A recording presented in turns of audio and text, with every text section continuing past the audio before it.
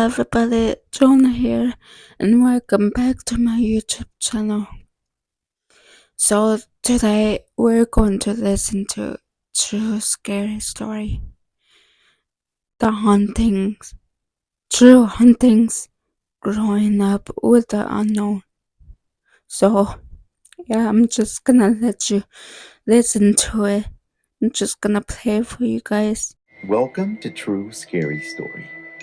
From a young age, Melissa experienced several chilling events and encounters, from haunted dolls to the Hat Man.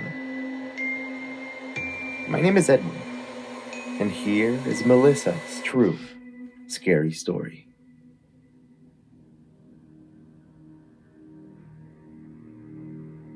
My name is Melissa. I live in a small town near Victorville, California. My whole life, ever since I was 8 years old, I experienced my first paranormal story as I've gotten older. I've still had a lot of things happen to me. Seen things, heard things, felt different things. Everybody in my family said I have that sixth sense, that I just attract spirits. My grandma's house is in Juarez, Mexico. My dad grew up in that house. It's still in the family to this day. I was 8 years old. We were staying in the guest room. My mom, my dad, my siblings, my aunt and uncle. We were all staying in that spare room. That night, I could not go to sleep. I felt really anxious and scared. I didn't know why. And I remember putting a blanket over my head, but it was really hot.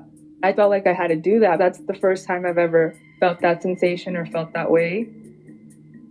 I was laying down facing the curtain that they use as a door. As soon as I took the blanket off over my head, there was a man standing there against the doorway. A tall, slender figure, wearing a hat, a trench coat, but it was just a shadow. I didn't see a face, just a shadow of a man standing there. I froze and then started crying. Everybody woke up. I told my mom I saw somebody standing there by the doorway. Of course, when everybody looked, it was gone. Nobody was there. I didn't see anything the next day, but I don't even think I slept the next night. I just wanted to leave.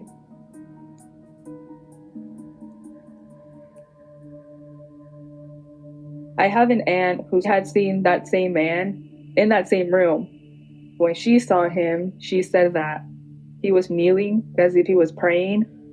We're the only two that have ever seen him. My grandma always said she always knew there was someone in that house, but it never bothered her. She never felt scared or threatened by it. My uncle, who lives in that house with my grandma, he would see things. He would feel like somebody was watching him. So a lot of people didn't like going to my grandma's house for that same reason. My dad did tell me when he had slept in that same room, he was falling asleep. He looked up on the ceiling. He saw a huge butterfly on the ceiling. My grandma always loved butterflies. We don't know who that could be or if it's a family member. My grandma thinks it might be maybe an uncle of hers. All I know about the house is that my dad grew up in it. There was one previous owner. There was a woman who got burned in that house. But the person I saw was a man. We still don't know who he is. I know there's been a lot of experiences in that house. My grandma passed away a few years ago. I went back after COVID and everything. It just feels different. It doesn't feel like whatever was there is there anymore. Growing up, I've had a lot of little different instances and stories.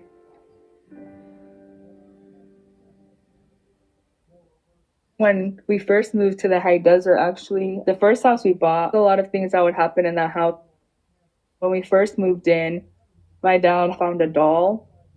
It was made out of cloth that was shoved inside a mason jar. It was closed. He took it out. He was in the pantry. He opened it. He thinks it was an innocent person that they had trapped in there and in his way, he was setting that person free. He opened it up. I wouldn't say that's what caused all the things that would happen in that house. When I was younger, I would feel like somebody was watching me. I had to be in elementary school, maybe fourth, fifth grade.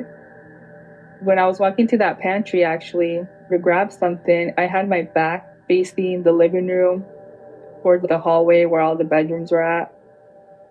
I just remember feeling this really cold sensation as if something walks through you.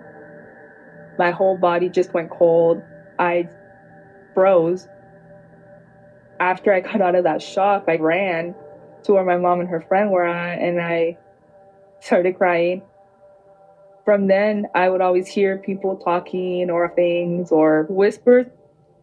I would hear my mom calling me, my mom's voice, and I would answer. Nobody was there. Nobody, it wasn't my mom.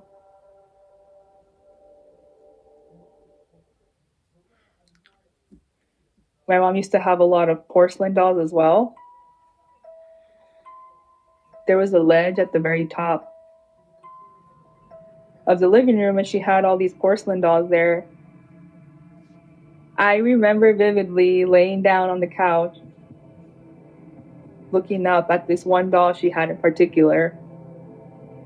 She had curly blonde hair, blue and white dress. I remember looking at the doll. I was just staring at it. I remember the doll moving its head side to side, looking at me.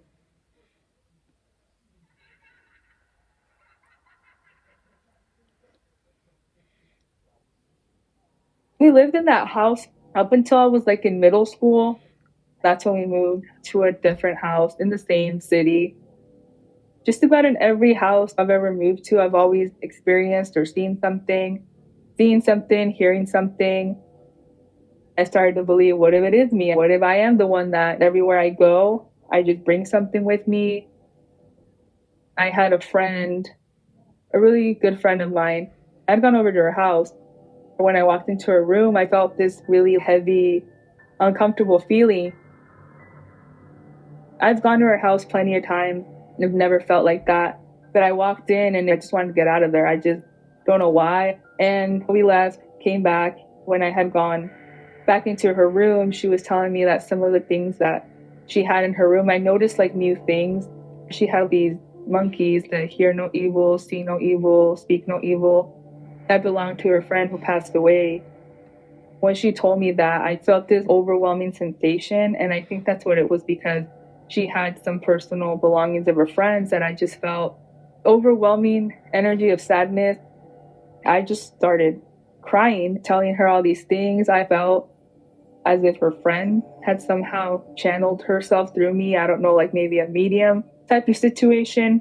It was very emotionally draining too. It does take a lot out of you. I didn't realize, because I've never had that happen. So, how was the podcast, you guys? Great for Halloween month. So, anyways, hope you guys enjoyed it. Comment down below what you think of this video. I just love reading your comments and responding to them. So, part 2 of that episode, podcast episode, is next Monday, next week. Alright, I'll be filming every Monday this October. So, like, subscribe, comment, share. Anyways, hope you guys enjoyed it. Happy Monstober. Love you. Bye. Bye. Bye. See you.